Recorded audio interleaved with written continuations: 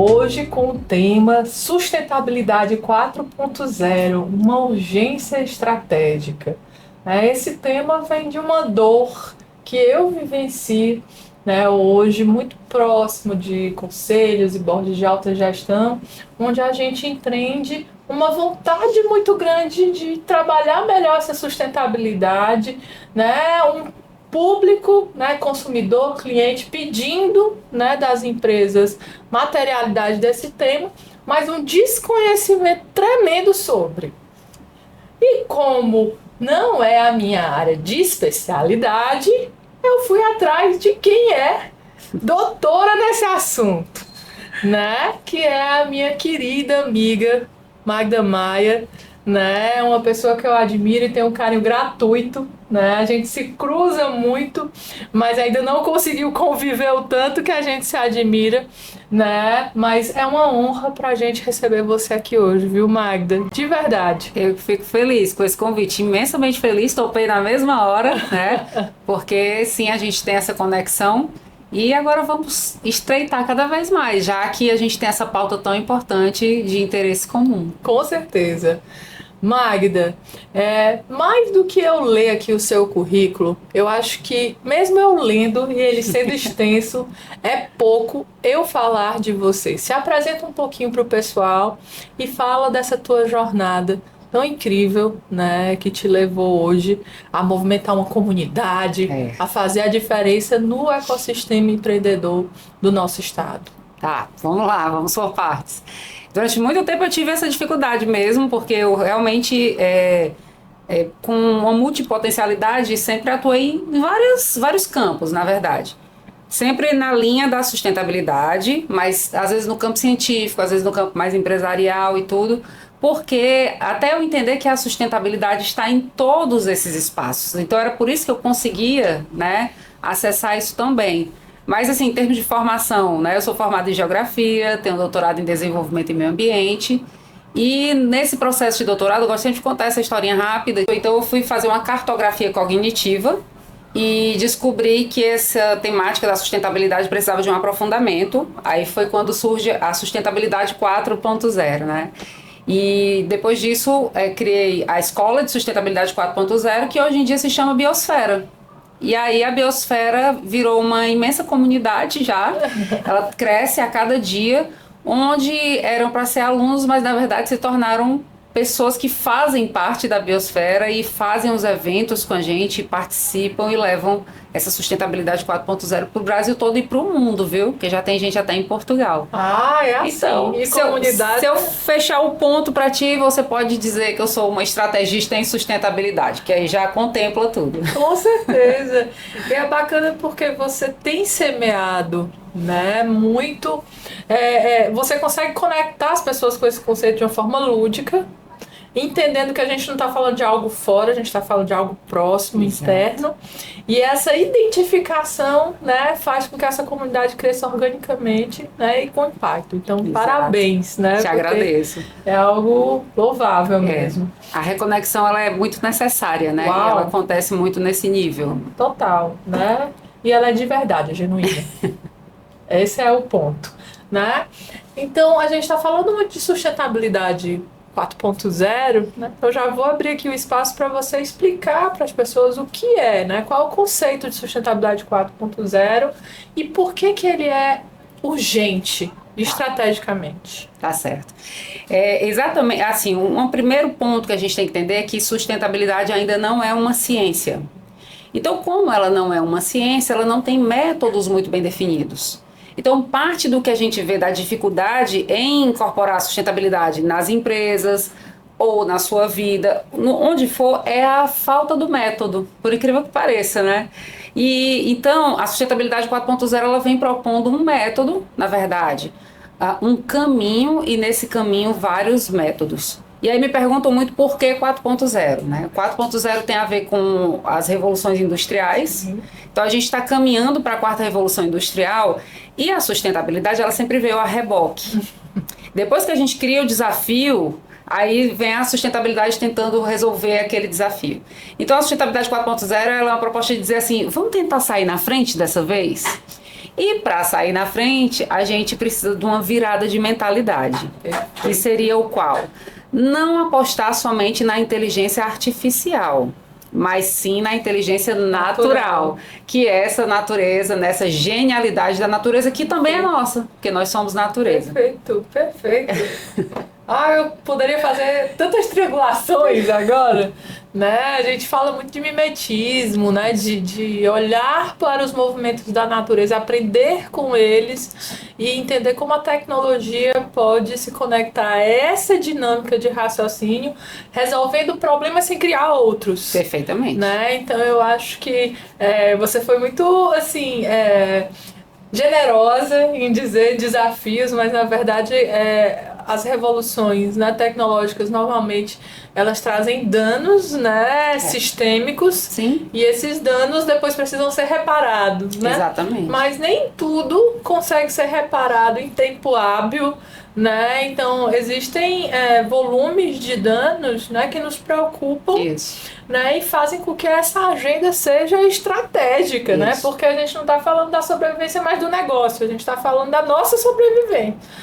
Né? E esses danos que você fala, eles são cumulativos. Então, assim, a gente não... É como se a gente não tivesse a capacidade de resolver um e já chega ao próximo. E aí, isso está chegando nesse ponto. Hoje em dia, a gente está numa grande incerteza climática e ambiental, e isso traz riscos para os negócios e para nossas vidas, nossas casas, como a gente está vendo acontecer. Então, não tem como negar. Infelizmente, isso não é de agora, né? Tem gente muito jovem que acha que essa pauta da sustentabilidade, o próprio ESG, né, que isso é coisa de agora, mas essas discussões são de décadas, né? Décadas. Só que agora, forçadamente, a gente está precisando olhar, né? A gente está vivendo crises aí, como a gente está passando agora no Rio Grande do Sul, enfim. A gente não vai levantar essa pauta para não entrar em questões políticas, né? Fica tranquilo. Mas eu assisti um vídeo agora, um pouco antes de vir para cá, dizendo que a água ela não é danosa.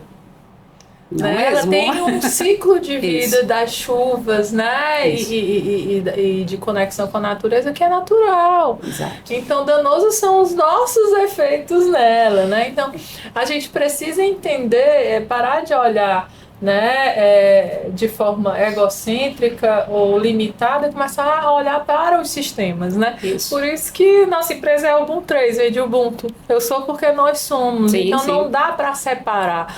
Né? Aí vê os fractais dentro da teoria da complexidade, que diz que o todo está nas partes e as partes estão no todo. Né? Então tudo isso é muito bonito de ver nessa agenda. Inclusive a teoria da sustentabilidade 4.0 vem da teoria da complexidade, tá? Que bacana. Essa análise, né, complexa sobre essa temática e entender que existem vários caminhos. Total.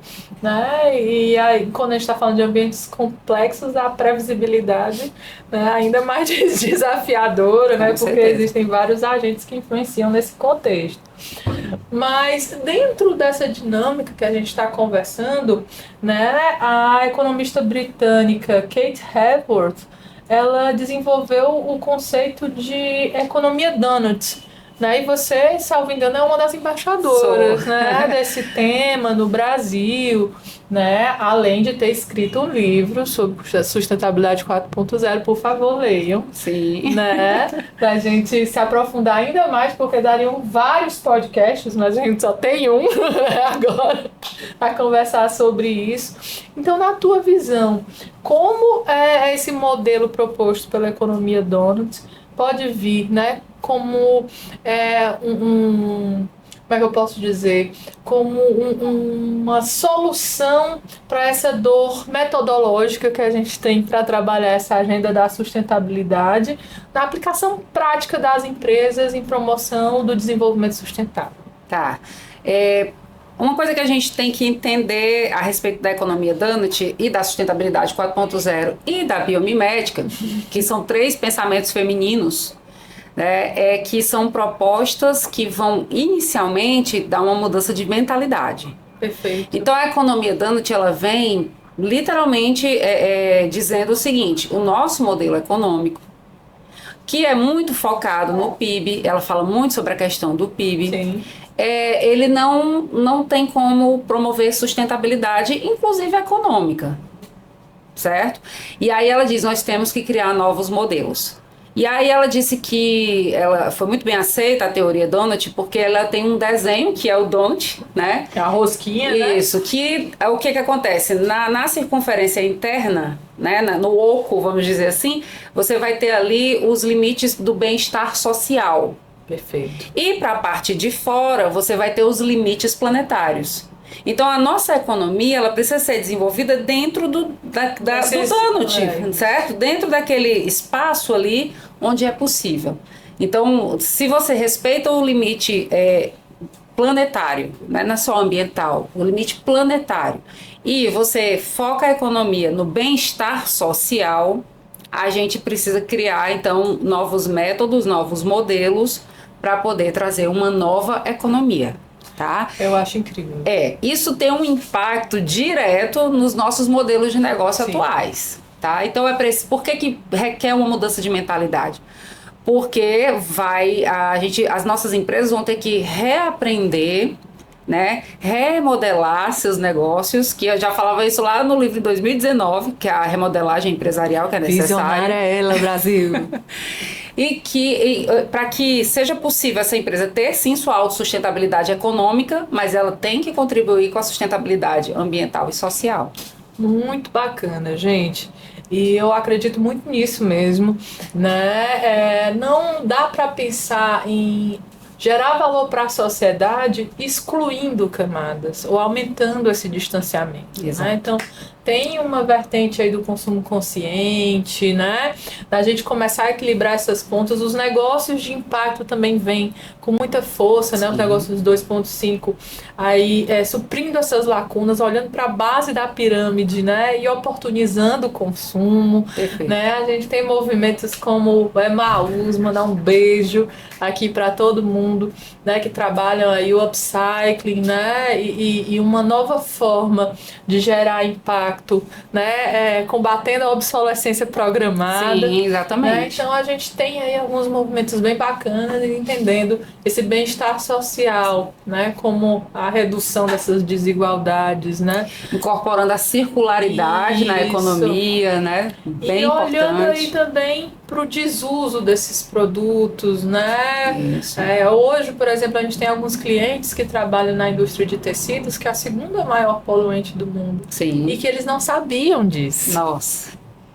Né? Então, essa agenda de upcycling, para quem trabalha nesse setor, é muito urgente. Sim. Né? E é extremamente estratégico do ponto de vista do negócio.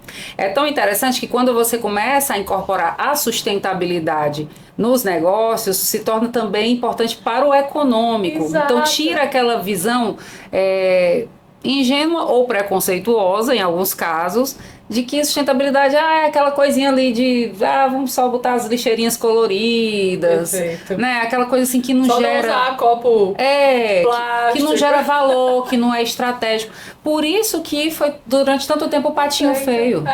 E essa questão da consciência holística e sistêmica, ela é tão bacana porque não é uma briga tese e antítese, slow fashion ou fast fashion. É muito além disso, exatamente, né? Então a gente precisa ter uma compreensão além desses modismos. Né? E eu acho que essa consciência vem justamente desse olhar a sustentabilidade 4.0 aí, né? Agora vem uma pergunta de milhões que, nossa senhora, é só o que a gente vê por aí. Essa confusão do ESG com o tripé da sustentabilidade. Magda, ajuda a gente, Magda. Qual é a diferença entre esses dois conceitos, né, e na aplicação deles no dia a dia? Para poder deixar isso bem claro de uma vez por todas, eu vou incorporar um terceiro conceito. Tá? Se for para complicar, né? Arrocha. Vamos lá. Vamos pensar sustentabilidade planetária como um grande guarda-chuva. Perfeito. Ok? É lá onde está o triple bottom line. Perfeito. Tá? O que é o triple bottom line? Precisa qualquer coisa, os países, as economias, as empresas, elas precisam ser socialmente justas, ambientalmente equilibradas, ecologicamente equilibradas e economicamente viáveis. Perfeito. Dentro do planeta estão as empresas. Então a gente tem a sustentabilidade empresarial, que é esse segundo conceito que eu gostaria de colocar aqui, ainda dando uma diferençazinha. A empresa, ela tem o seu propósito, a empresa ela tem a sua função na sociedade, muito voltada para a questão econômica e social, né? E ela precisa incorporar determinados conceitos que durante muito tempo foram chamados também de responsabilidade socioambiental, tá? O ESG vai mais aqui. O ESG é uma ferramenta, tá, criada pelo mercado financeiro para garantir a sustentabilidade empresarial, para que as empresas sejam autossustentáveis diante dos desafios planetários. Perfeito. Então, são 3 camadas que a gente tem.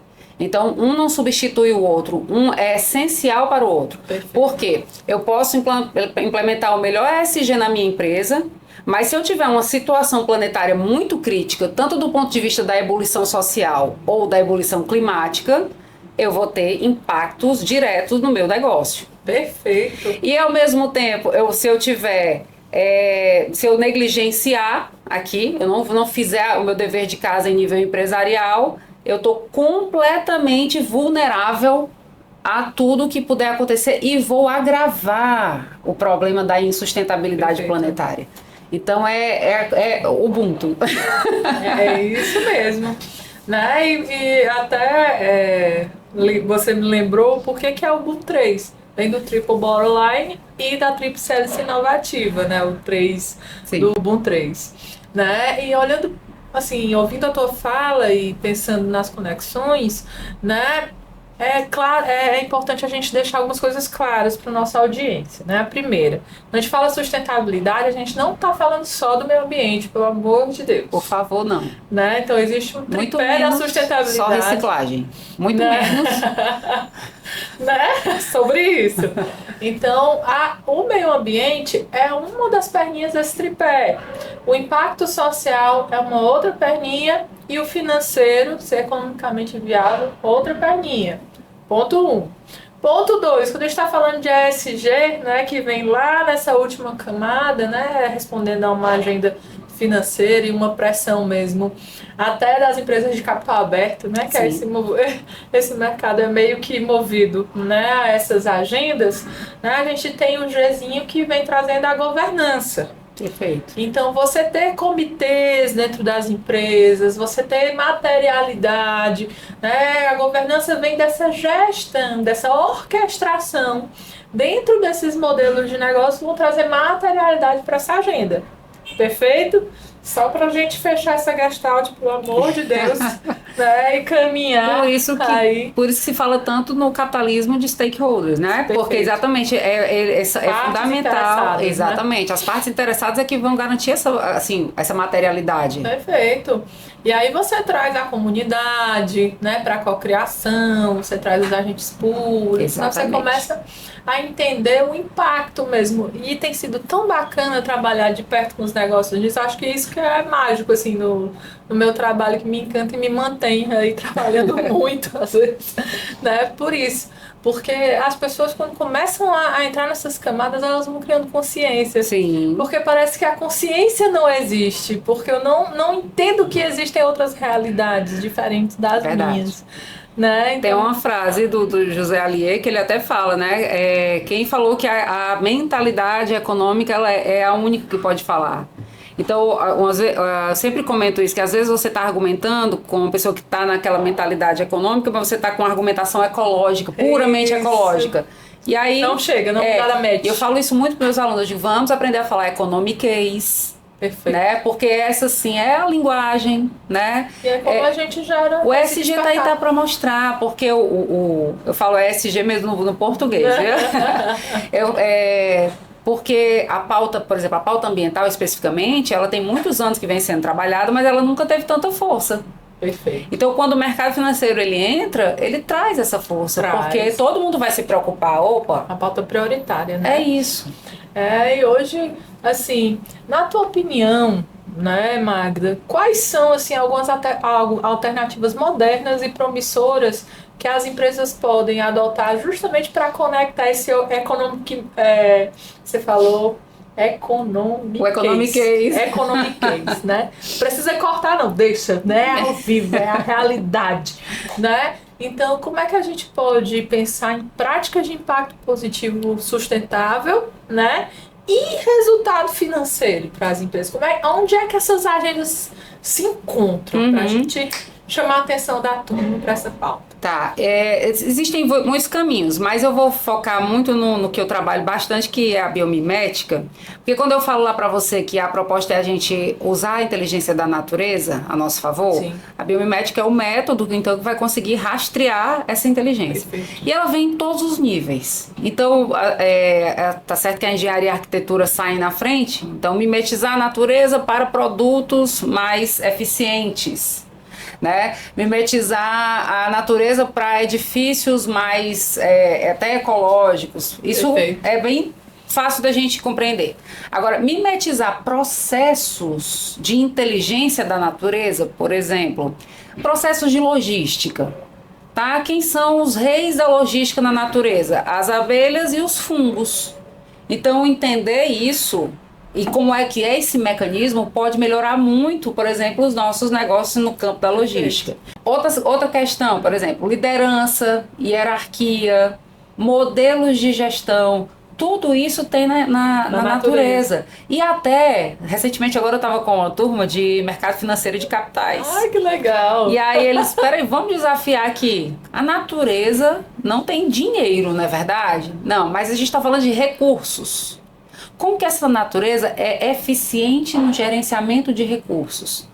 Por que a natureza não precisa de estoque? Por que a natureza... Tem várias regras que você rastreia através da biomimética, que você trazendo para a empresa, você tem como inovar, criar startups, certo? De toda forma, somente a partir da inteligência da natureza. E é isso que a gente trabalha muito nos Thinkathons. Né? A gente tem os Thinkathons justamente para... Criação dela. que é para trazer exatamente esse novo olhar.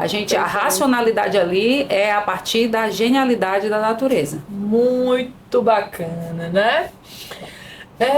Na tua visão, puxando aí, né, essa conexão da agenda sustentabilidade e retorno financeiro, né? Eu vejo muitos grupos de investidores hoje investindo em usinas fotovoltaicas. Sim. Né? Para reduzir aí os seus custos com energia e de alguma forma também tentar, né, gerar mais recursos financeiros, né, para esses grupos. E também vejo essa agenda de créditos de carbono entrando muito forte nas pautas de autogestão e conselhos. Na tua opinião, é uma ferramenta eficaz para combater as mudanças climáticas? Quais são os prós e contras dessas iniciativas? Depende. A resposta é um grande depende. Vou explicar por quê. Quando a gente pensa na matriz energética, na fonte, é claro que o vento e o sol são sustentáveis, são os ideais, são perfeitos, tá? Onde a gente ainda está falhando é na tecnologia de captura e geração. Que aí ela traz, você falou isso no começo, né? Se uma solução traz novos problemas, não é uma solução. Então a gente está falhando ainda em tecnologia. E aí eu concateno de novo agora com a biomimética. A natureza, ela sabe gerar energia, gera luz, captura energia solar de toda forma, sem precisar de imensas placas, tá? Ou, ainda mais grave, sem precisar de desmatamento. Perfeito. Tá? Isso a gente precisa dizer. Não faz sentido, e aí já linkando com a questão do carbono, não faz sentido eu trabalhar em busca de neutralizar carbono por meio da energia solar, sendo que eu tiro as árvores para gerar energia solar e as árvores são as principais neutralizadoras. Não faz sentido. Então isso a gente precisa repensar ajustar. De maneira exatamente. Não é questão, a energia solar para mim ela a natureza mostra tudo é movido a energia solar, certo? É o lugar correto. A tecnologia que a gente ainda precisa melhorar. O próprio hidrogênio verde, né, que tanto se fala, vem da água, né? Uma das formas de extração é da água, e aí? Né? E aí requer outras fontes de energia para fazer o processo. Assim, até eu quero mandar um beijo para a professora Mônica Abreu, do LECOS, da UFC, né, que Maravilhosa. traz essa agenda, né, e hoje tem publicações aí premiadas internacionalmente, Rafinha também, né, tá no Grupo Marquise, né, e são grandes pensadores, né, dessas problemáticas. Eles até publicaram um vídeo, depois eu vou deixar o link aqui para vocês na descrição desse vídeo, justamente trazendo essa reflexão necessária, né, até onde o que se chama de renovável é sustentável. Exatamente. Né? E trazendo uma reflexão do efeito reverso dessas placas, né? Do desuso dessas placas. Isso. Em outros países no mundo, o que já acontece? Tem gente fazendo cerca com essas placas. Né? Então, assim, Bom, a gente vai ter que fazer alguma coisa com isso. Até por uma questão de oferta e demanda. Chega uma hora que você produz muito e aí? O que vai fazer com tudo isso? Exatamente. Né? Então é importante essa reflexão. Né? Lembrando, somos super a favor de energias renováveis, é uma agenda urgente e necessária. O como é que precisa ser pensado continuamente, como tudo na vida. Precisa de melhoria contínua. Melhoria contínua, né? É a chave. A gente caminhando aqui já para o final. Né, pessoal? Aqui dá para ficar o dia todinho com a Magda, que não acaba, não tem fim o aprendizado. Né? Quais são, na sua visão, Magda, as principais estratégias que as empresas podem adotar para alinhar suas operações com os princípios da sustentabilidade 4.0 e como medir e comunicar o resultado dessas estratégias de maneira eficaz para os stakeholders, gerando valor real para a sociedade? Porque tem muita gente aí naquele famoso greenwashing. O greenwashing, infelizmente, é uma realidade porque a gente está vendo que as pessoas, de modo geral, no Brasil, e aí eu quero deixar claro que isso é um contexto Brasil, muitas empresas estão pegando suas ações de responsabilidade socioambiental e incorporando na agenda ESG. Em termos de ação, ok, mas não se torna estratégico. Perfeito. Porque o grande ponto é a métrica. As métricas que estão sendo utilizadas. Então, a pergunta que você deve fazer enquanto empresário ou gestor da área é assim: essa ação, ela contribui para gerar impacto positivo na sociedade e reduzir riscos ao meu negócio no campo da sustentabilidade planetária? Se sim, qual é a métrica que eu uso para comprovar isso? Para ter bons relatórios de sustentabilidade que eles tenham respaldo. Perfeito. Tá? Tem uma publicação muito boa que eu sempre indico para os meus alunos do Fórum Econômico Mundial, onde eles colocam 4 pilares fundamentais, que é planeta, pessoas, princípios de governança e prosperidade. Tá? Dentro desses 4 pilares, são 4 P's, que é para ser didático, né? Dentro desses 4 pilares, então, nós temos aí métricas bem interessantes que às vezes não são pensadas. Por exemplo, investimento em pesquisa e desenvolvimento. A gente acabou de dizer aqui, pega uma empresa da área de energia solar e ela faz investimento em pesquisa e desenvolvimento para melhorar a sua própria tecnologia. Perfeito. Ela é ESG puro.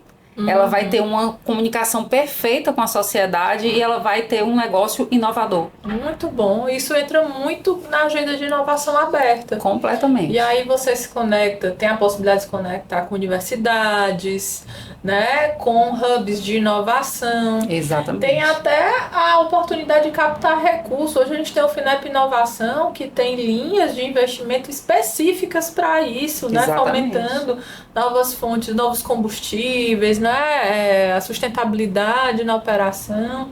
E aí você pode captar até 50 milhões, salvo engano, né, dependendo da linha que você escolha. Então, gente, é uma agenda que está na hora, né, no momento de ser olhada de forma estratégica.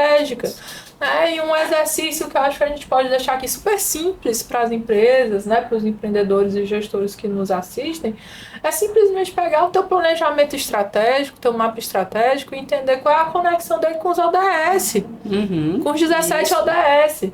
E não vem querendo abarcar os 17 de uma vez, não. Se você conseguir já é grande coisa. Isso. Com materialidade, com indicadores, né? com registro de sua Isso. prestação de conta para a sociedade, independente se você é de capital aberto ou não. Exatamente. Faça esse primeiro exercício com você, crie um comitêzinho, né, de sustentabilidade. Perfeitamente. E comece a trabalhar isso junto com a cultura. E você vai perceber o quanto você pode melhorar e lucrar também. Total! E em vez de deixar a sustentabilidade como uma palavra solta lá nos teus valores, traz isso para uma atitude sustentável, né? Exatamente. Trabalha isso dentro da cultura. E a gente agradece, o mundo agradece, o planeta agradece, né? E a gente só tem a crescer, né? Agora, para a gente fechar o nosso podcast, eu queria pedir para você deixar uma mensagem final para quem nos assiste, né? Uma dica, uma frase, qualquer coisa que venha do seu coração.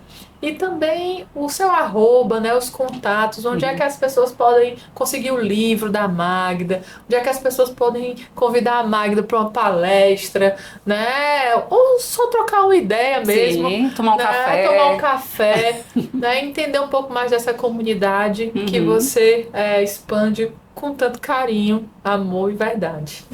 Então, me veio muita palavra reaprendizado. Acho que a gente está nesse momento. Tá? Nós, individualmente, e as empresas, os negócios, as instituições públicas, tá? E até a nossa legislação também, até nosso judiciário precisa de um reaprendizado. Eu tenho trabalhado isso ultimamente, tive a oportunidade de trabalhar isso. Então, o que eu deixo é que a gente precisa, nesse momento, baixar um pouquinho a bola, né, do nosso ego, no sentido de dizer já sei tudo, já só vou seguir os mesmos métodos de sempre, e se abrir para a oportunidade de reaprendizado e olhar com seriedade o novo, essa nova sustentabilidade. Perfeito. Ou esses novos caminhos para a sustentabilidade. Perfeito. E aí quem quiser, né, me encontrar, Palavra de Maia, porque eu sou escritora, então o Instagram é Palavra de Maia, e tem o meu site que é Biosfera, que o bi é de abelha, então é com 2 S, né? biosfera.com.br. Oh, coisa linda, gente, eu só posso agradecer demais a essa mulher incrível, né? Nossa abelha rainha da sustentabilidade. E em nome da Album 3, eu queria te oferecer, né, esse pequeno mimo, esse pequeno arranjo, né? Porque a gente sabe que as abelhas precisam se alimentar do pólen, verdade, da água, e que essas trocas de carinho, né, de admiração também alimentem você no seu propósito, né, porque você hoje é uma pessoa muito importante no nosso ecossistema, né, e tenho certeza que o seu legado ainda vai reverberar muito além da nossa presença aqui na Terra, viu? Obrigada por todo esse carinho. Claro que eu amei flores, né? Abelhas amam flores. Obrigada. Aqui também quero agradecer ao Pedro Benício, que está aqui, que é essa pessoa super competente aí nos bastidores, deixa tudo lindo para vocês. E ele é mais lindo ainda, pena que ele não gosta de aparecer na frente das câmeras.